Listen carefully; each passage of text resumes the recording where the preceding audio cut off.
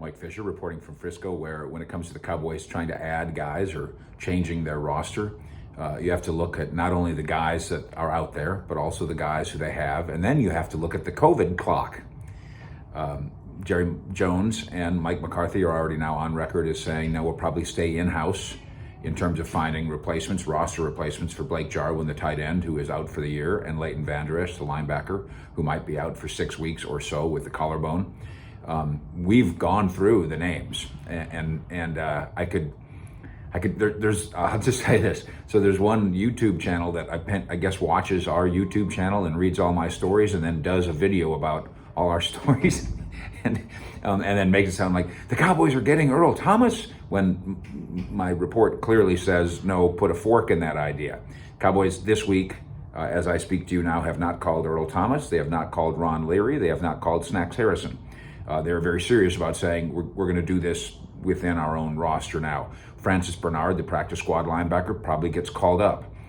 The other practice squad guy, and that's what he is Brandon Carr. He probably gets called up. And that's probably your two replacements on the 53-man for the two guys that go down. Cowboys think they have linebackers who can help them. I think Delaney Walker at age 36 could probably help you more as a tight end. The linebackers that they think, they're probably right. Clay Matthews is 34. I still think that's an interesting name, but the Cowboys are probably right in thinking Joe Thomas now and then Sean Lee in a couple weeks. You know what I think of Earl Thomas and that idea. We've expressed it here, although I understand the concerns. And believe me, I have a deep understanding of one of the concerns that's really blocking the Cowboys and everybody else from calling Earl Thomas. Maybe Brandon Carr is an answer there. Maybe Chido Awuzie needs to go get some snaps there this week as well.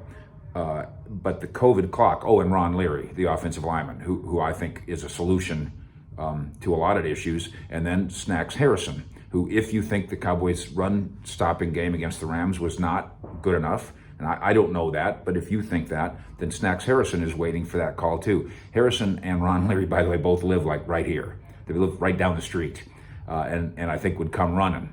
Maybe even would come running if you offered them a Brandon Carr-style deal. I haven't asked them that, but those phone calls have not been made. And here's the COVID clock reason to help us understand it.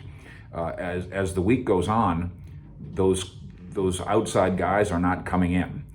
You have to go through a COVID-19 test once, and then a 24-hour break, and then take a second test again. So if you're ever going to bring in somebody from outside the building, it's going to have to be like it was with Brandon Carr, well in advance, so he can get up to speed, not only on the field, but even get in the building. So as the COVID clock ticks in a given week from Tuesday to Wednesday, it becomes too late to make those kind of moves anyway. So the Cowboys will go with the 53 plus that they have in the building with practice squad guys coming up. And Cowboy fans, of course, hope that coming up is also in terms of the way, is applicable in terms of the way they score on offense and play on defense as the Atlanta Falcons come into AT&T Stadium on Sunday in Week 2. Fish in Frisco, out.